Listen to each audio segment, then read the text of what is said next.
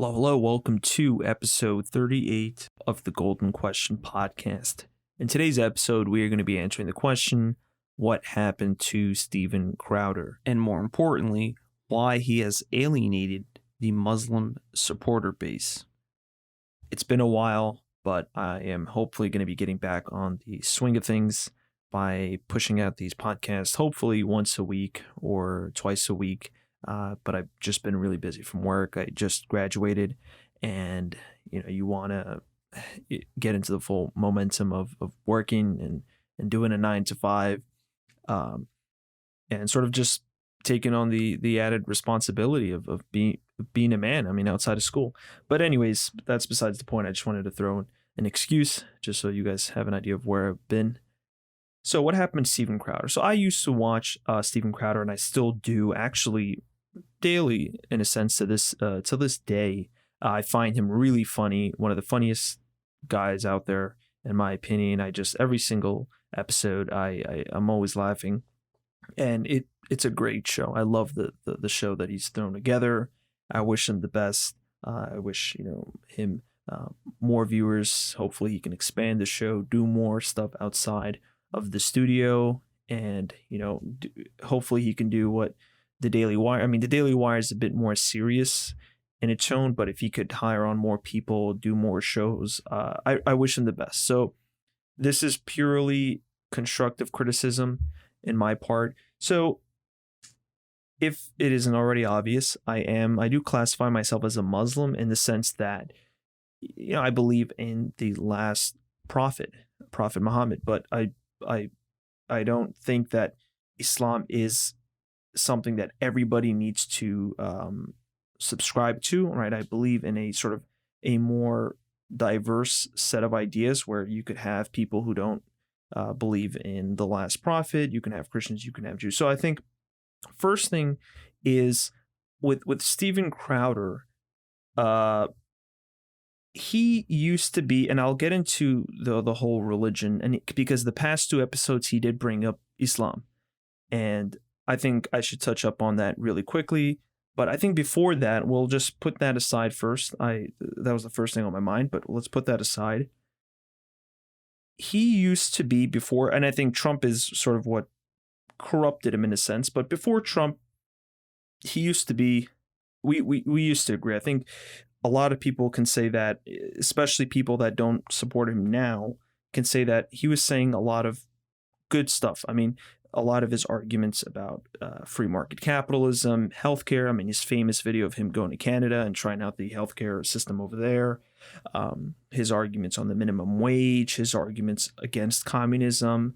He hasn't really talked much about the Federal Reserve, which I think that could be points that I can knock off throughout his entire career. And he sort of just started talking about the Federal Reserve now. And it's like, hello, you're a bit late in that regard. But a lot of his ideas about capitalism, the free market, I think was great. He hit the nail, the way he told it, very persuasive. And the humor that he throws in there makes it perfect to listen to. And it's like music to your ears when you just hear someone dissect arguments that are of an opposing view and doing it in an elegant and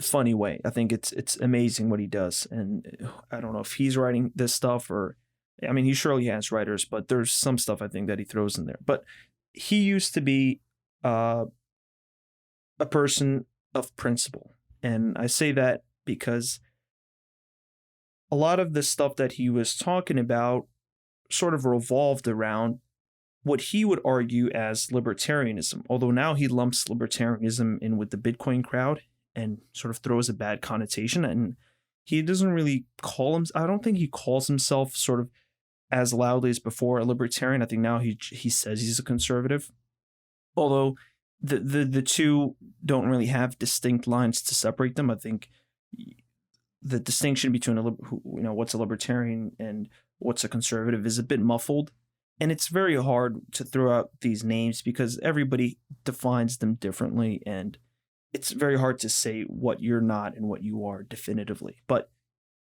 ever since Trump got elected, and I say ever since he got elected, because even running up to his election and throughout the campaign, he stayed very, I would say, objective. He stuck to his principles. He pointed out the things that he didn't like, and throughout the early primaries, he wasn't an open advocate for him. And I think this was the case also with Ben Shapiro. Although Ben Shapiro, I think, sort of contrasting him to Ben Shapiro still is he too supposed. I like to use the phrase "drunk the Trump Kool-Aid." Ben Shapiro too drunk the Trump Kool-Aid. He just didn't drink as much, and he still keeps his criticism open.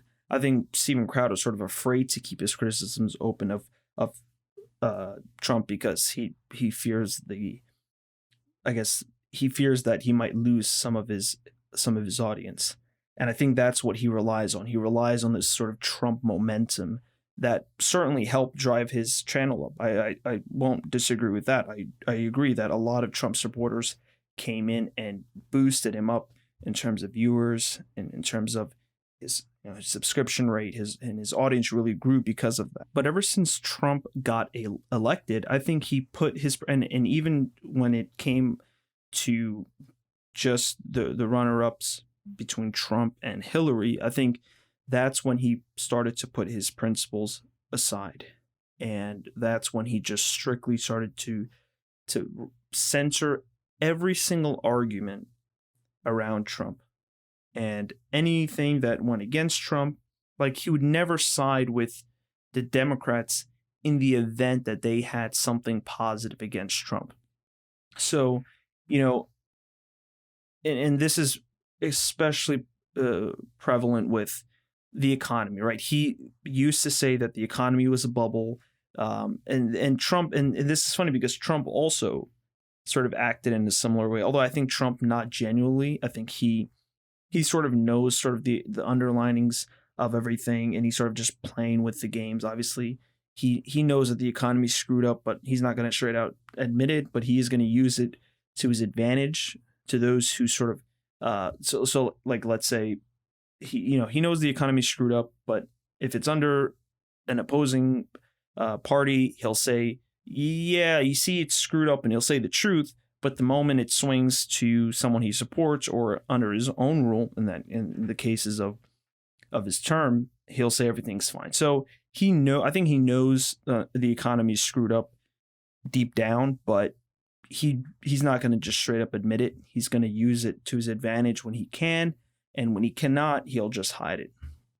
And with Steven Crowder, I don't know if he knows economics to that extent. I mean, he did when he talks about healthcare and unions and all these different things in which a traditional libertarian would subscribe to. In that sense, he sort of seems like he knows, and I think he does. But again, when Trump won, and he saw this huge momentum in his viewership that drove up his channel, he just wanted to continue with that, and that's where he put his principles aside, and that's, in a sense, a coward move. You sort of cave into your audience, you cave into demands from others, and you put your principles aside, and I think that's what he's done now. And during Trump's presidency, he boasted the unemployment rates and the labor rates, even though, again, we know that these numbers are manipulative. Right, because you can't say these, because the numbers weren't that different under Obama. I mean, people tend to think that there's a difference, and a lot of them exaggerated. But the numbers were already going down over the 8 years of Obama, and they were continuing the trend downwards towards Trump. So yes, they're not wrong in the sense that the numbers are record lows, but they were already on a trajectory downwards. And there were sort of two types of people during the whole during the entire Obama era. You had some who just said, yeah, these numbers are not low enough, and those sort of had a very rudimentary understanding of economics. And then you had those who really understood and said, wait a second, these numbers are manipulative, kind of like the CPI. These numbers don't really reflect the true condition of the economy, the GDP doesn't really reflect the true uh, uh, production output of the economy, because there's a lot of stuff in there. There's a lot of fluff in there that doesn't represent true output and goods produced. And there are a bunch of other more important and realistic, sort of more reflective indexes that one could use to judge the economy. So there were two types of people. Steven Crowder, I don't know which camp he was in, but it looks like, it's hard to tell. It looks like he just said that, it's one of those people that said these numbers are too high, they need to be lower. And then when they were lower, all of a sudden everything's great. But as we know, these numbers don't reflect the true nature of the economy. So when Trump came in, Steven Crowder did the same thing. He falsely boasted this bubble economy. And now that things are starting to get a little bit worse now, they blame it all on Biden. And yes, in a sense, Biden did cause some of the problems. But I don't want to delve into talking about the specifics of why our economy is bad. But all I want to say is that Steven Crowder has shifted away from his principal values and drunk the Trump Kool-Aid, as they say. I think that's the best analogy to use. He just, the momentum, the hype, completely took advantage of it because it helped him. He benefited from it. And then, if you benefit from something false, if you benefit from a lie, now I wouldn't necessarily call it a lie, but if you benefit from something that's not entirely genuine, I think you should, out of character, and if you are sticking to your principles, say, you know what? Yes, this thing helped me get to where I am, but I'm going to be honest, it isn't entirely genuine, and it isn't entirely true. But, and this is, it really reflects what the game of politics is like, right? You could lead your voters into believing something false, and you personally know it's false, but you don't want to come out and say it's false because then you risk alienating them. So this is sort of the thing that he did. But it's funny because I compare this, and I'm going to go back to religion. Now, Steven Crowder came up, I think, what am I going to say? 2008, 2009, and he really didn't start picking a momentum. I mean, he did pick a momentum really early on. It's not like his channel was dead for a couple of years and then blew up. I mean, since the get-go, he was making great content and getting a lot of views. But it's funny because so let's look back. Going back to the late, throughout the 90s, even, throughout the 80s, throughout the 90s, up until 9/11, Muslims in this country were in a majority voting Republican, even in Democrat cities, large cities, Los Angeles, New York, Michigan, and Michigan kind of still till this day is leaning Republican. But New York, I think the Republican Muslim base in New York is almost entirely gone. Same with in Los Angeles. And you're seeing some more Muslim communities emerge. I think down in Florida and in Texas. And those communities are, if they're not in the middle, if they're not Democrat, they are in the middle. There's no really strong Republican Muslim community, with the exception of Michigan. But it's funny, and again, Michigan is another place that Crowder grew up, so he probably should know firsthand what it's like. But what Crowder did, I think, is he really alienated his Muslim voters, and I say this in contrast to him not willing to alienate the Trump voters. Because, as I said, once the Trump momentum grew and he sort of became popular because of Trump, he probably knows that Trump is his principles and the values, or not necessarily the values, but the things that Trump says aren't necessarily equal. But he's willing to put his principle aside just to not upset his Trump voters. But when it comes to the Muslim Republican supporters, because obviously Crowder, he would prefer a Republican majority than a Democrat majority. I mean, he would vote for a Republican. And so,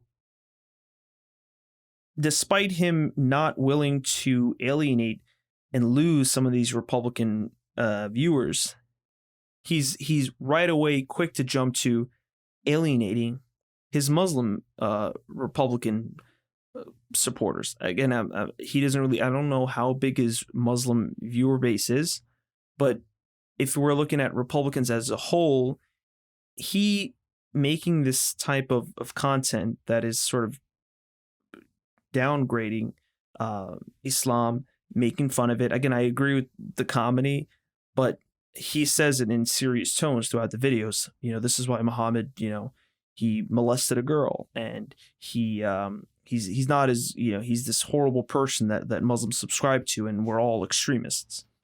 And he did make content about how he thinks that a majority of Muslims are extremists, and he says this because he says that a lot of the values that we have, a lot of extremists share, and I think it's a sort of misleading point, because you can argue the same thing for Democrats. A lot of the radical left isn't all Democrats aren't radical leftists. I mean, he even says this himself.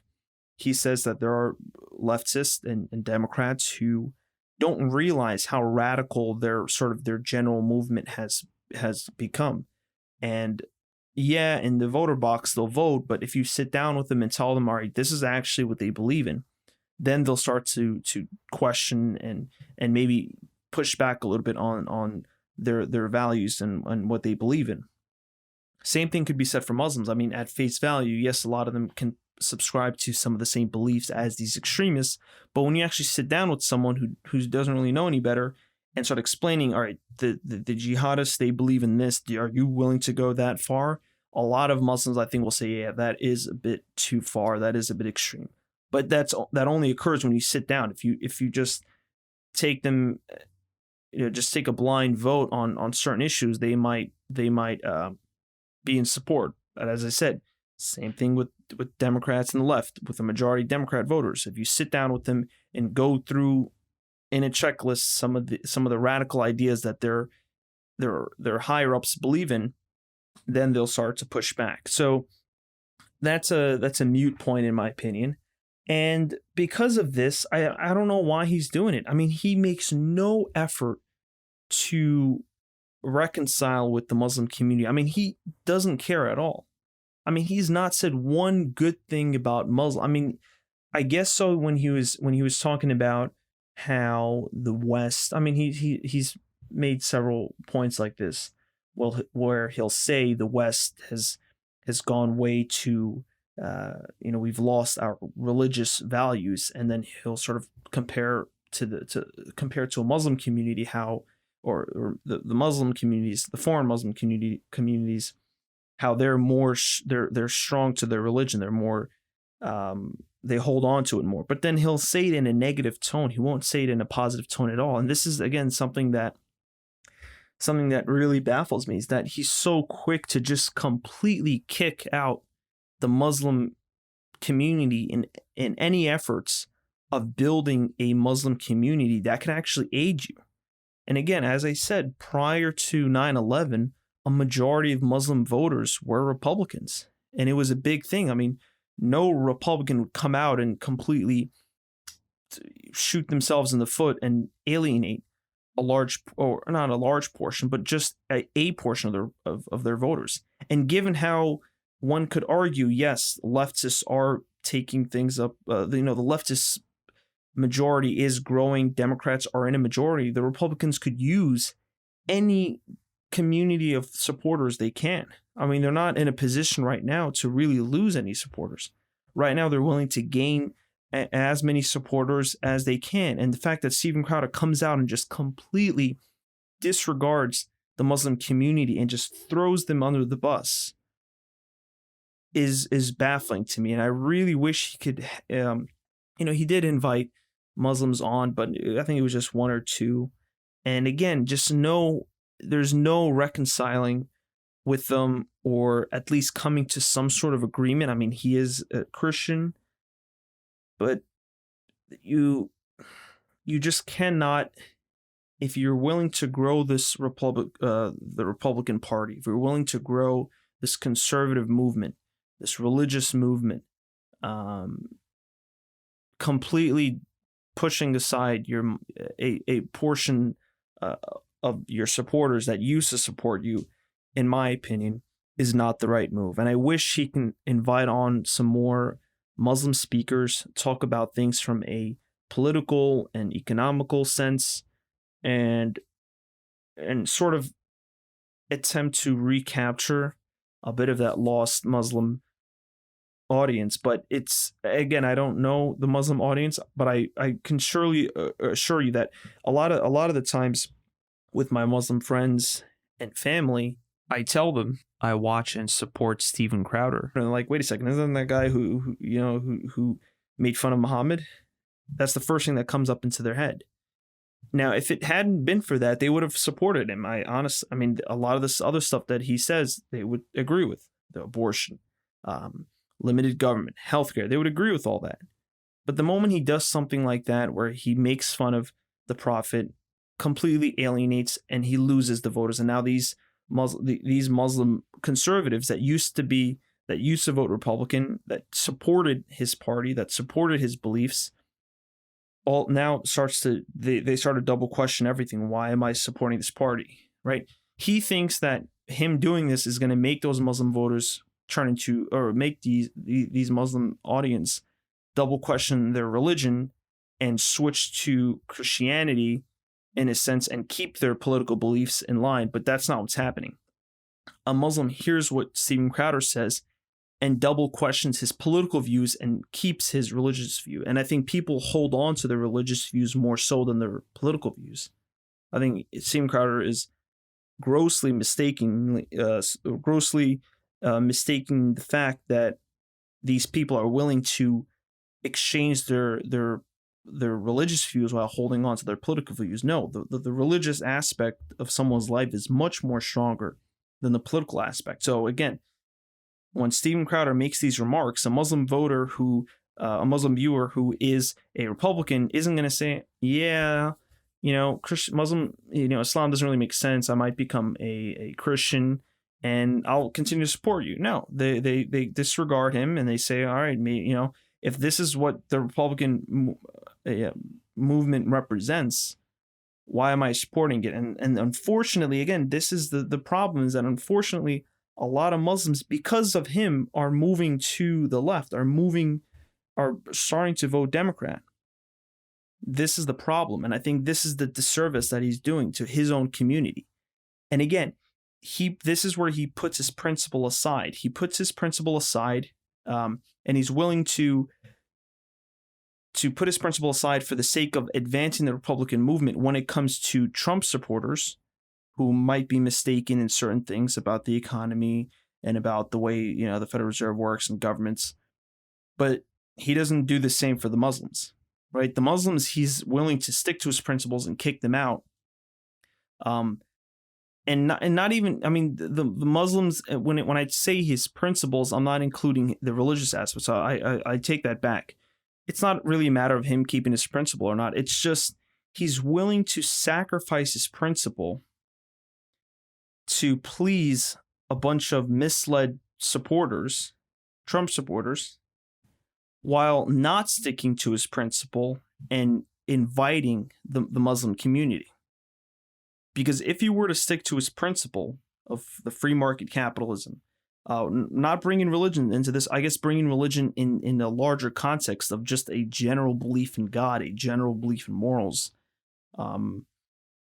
he's willing to suspend that and please Trump supporters that he knows are misled.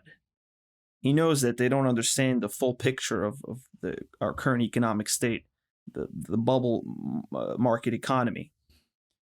And that's, I think, the message that I'm trying to get at in this video. Hopefully, I've managed to do that in under 25 minutes. I think we're a couple of minutes before that, 24 minutes. Yeah, so hopefully I got my point clear. It is hard. I try to do this unscripted, and I end up going in tangents. But essentially, if we can really quickly conclude this, Steven Crowder has suspended his principal values in an effort to please a crowd that is misled because they have supported him while simultaneously pushing aside a important supporter base that does stick to his principal values. That's the end of this podcast. I hope you guys enjoyed, and looking forward to seeing you guys in the next one.